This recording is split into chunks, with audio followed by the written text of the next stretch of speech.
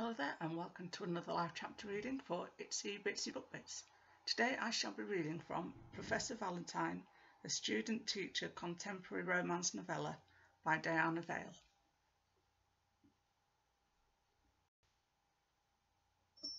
Chapter 1. Diego Valentine was gorgeous. Most of the girls on my psychology course thought so. He was infamous among us freshers, but I didn't think much of it. He was our lecturer and rumoured to be going through a divorce. I barely entertained thoughts of him until he switched to teaching my seminar group, and I started having him for weekly tutorials. Little did I know what I was getting into. Okay, cue the backstory.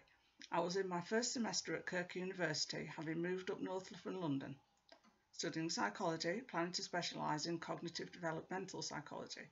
Small English towns up north are incredibly different to the rowdy rage of city life, but I needed a clean, fresh start, a break, you know. My parents were always fighting, my brother was going through his moody teenage boy phase, and I just needed to get out of the city. Plus it wasn't like I was leaving much behind. Most of my mates were also off to uni, in London or other parts of the country. I upped and left, ready to start my new life, all mapped out. Go to university, study hard, make something of myself. Boyfriends were out of the question. Sure, I'd had a few, but nothing important. I'd been too busy ploughing through my A-levels. Super studious, hard-working Cassie. Everyone always said that I was too serious. Prior to uni, I was a girl who didn't know how to have a good time. Uni was a time to let loose, but also knuckle down. I was down for fun. What I wasn't down for was anything serious. Nothing was going to distract me from my overall goal. You see, I'm not a mega romantic person. I know many girls and guys go to uni hoping to meet their future spouse, but I just wasn't fussed. In my 18 years of existence, I'd never even had a Valentine. Okay, I won't lie, the desire had seeped through my veins once or twice. In public, I brushed it off. I'd never been one for romance books, seldom swooned over male heroes or lapped up bodice-ripping book covers. Disney movies were meh. I could take them or leave them. And yet deep down, I secretly dreamed of having a man to pine over, someone to kiss goodnight and curl up with, to hold me close to his heart and tell me that I was his everything. I just didn't think it would happen for me and never gave it much thought. So what changed? Chapter 2. It all started around November 2016 when I was a few months into uni. I was 15 minutes late for my tutorial. It had been a rough night, bad hangover, curly hair sticking up everywhere and sunken bags under eyes. I stumbled my way into the tall brown building, trudging upstairs and opening the door to the office. My tummy was in knots, squeezing my intestines together. Diego glanced up, his eyebrows slightly raised. I drank in his tanned skin, black gelled hair, and a perfectly chiselled jawline. He was wearing a white shirt with a black blazer and shiny black shoes, and I couldn't see his trousers, but I imagined that they were shiny and black too. I swallowed hard as I entered, my hands trembling. Sorry, I'm so sorry I'm late. Crap, what is it with British people and overdone apologies? Still, he didn't look terribly fazed. In fact, he was rather amused. He glanced up from the papers he was marking and nodded at me. Cassandra, right?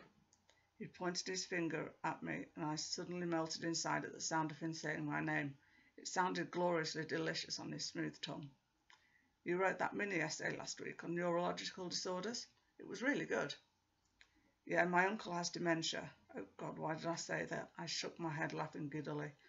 I mean, I was trying to apply personal knowledge. My voice trailed off. He sat back in the chair, sticking his legs out and crossing them. I scuffed my feet against the floor. You'd better sit down. I was starting to think you'd forgotten I had you today. I swallowed again and bit my lip, pulling my curls out of my face. He smiled. Don't worry, I was a university student once too. You know. How long ago, I wanted to ask. He had to be in his early 30s, even though he looked barely older than me. I wondered how long he had been teaching at the university. I racked my brain cells standing awkwardly in a doorway. Yes, I was still standing there. I let my eyes trail around the room, taking in the pictures stuck up on the wall. I nodded at one. Where's that from? It was a certificate. He followed my gaze and turned around. Oh, that's from when I was at Cambridge. That's where I did my master's. You've got to be kidding me. I shifted from foot to foot, feeling more lame and inferior, standing beside the utterly gorgeous, intelligent man He probably thought I was some idiot who got drunk every night and slept in late and had missed all the lectures and seminars. I had attended them all so far, mostly. He sat forward, flexing his fingers together. Do you want to sit down? I nodded, aware that this was the second time he'd mentioned it. I thought he meant the hard seat in front of his desk, but he gestured to the soft accent chairs in his office. They looked so warm and comfortable that I just wanted to sink my butt right into them. I swallowed and sat down, chewing the ends of my curls. Such a terrible, stupid habit. He raised his eyebrows, taking my jeans and t-shirt from last night, the same clothes I'd also slept in. So, big night out, right? Probably. I don't actually remember most of it. I was sounding dumber and dumber. Fortunately, he just laughed, which made me feel a lot better about myself. I wondered what he was thinking. Look at this silly curly-haired girl. Did he think I was pretty? I probably looked ridiculous. I had briefly glanced at my reflection in a car on campus on the way. My normally soft brown skin looked all dry, my big green eyes were drooping underneath the lids, and my palms were all sweaty. A right hot mess.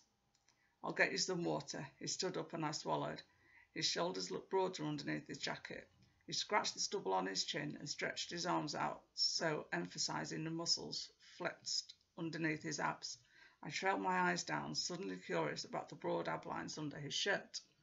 Honestly, Cassie, he's a lecturer. Don't be so stupid. Excuse me.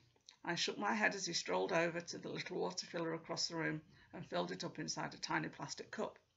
I wondered why he hadn't just let me do it myself, but then he probably thought I was so hopeless and incapable of getting myself some water in my current state that he had come to my aid. Great, more self-deprecation, another wonderfully British trait. He handed me the cup of water, revealing the fine hairs on his knuckles. I smiled at him. Thanks, sir. I was tempted to say thank you, Si, like in Stephen King's Dark Tower series. He chuckled. Sir, you're at uni, not sixth form anymore. You can call me Diego. Like in Ice Age. Diego was my first crush as a little kid, along with Danny Phantom from the eponymous cartoon. I must have sounded too eager because he laughed, a proper belly laugh. Yes, like from Ice Age. Ah, only you're not a saber-toothed tiger, I grinned at him and then took a sip of water. I spluttered it out, dribbling it down my front. Yikes, that's cold. Oh, I'm sorry. He rushed to his desk and handed me a tissue. I didn't realise. I'm pretty sensitive to cold things. I shook my head and cleared my throat, tapping at the front of my jumper with the tissue. I'm really making myself look like an idiot here. Nah, just a hungover university student. He grinned at me again and shook his head. So, did you want to go over to the seminar materials? Yes, please. I pulled out my notes from my bag, placing them onto the desk. My head flickered up, seeing his eyes on me, deep brown eyes with long lashes. I turned the page to the appropriate material, clearing my throat. So, cognitive processing in infants. I sat up, coughing and putting my hand on my aching tummy.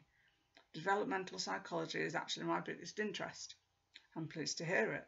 He was eyeing me intensely. Are you sure you're feeling all right? If you really don't feel well, we can reschedule. No, I'm perfectly fine. I shrugged my shoulders and beamed, then leaned forward, as I did last night's mix of vodka, juice and one too many espresso martinis hurled out of my mouth and onto the floor. He gasped, jerking back, and grabbed a box of tissues to hand to me. I didn't think it was possible to be so mortified. I dabbed voraciously at myself for the second time, then tried to stand up, stumbling as I did so. He held my arm, helping me to stand up properly. I shook my head. I'm really not making a good impression, am I? Don't worry about that. I can get it cleaned up.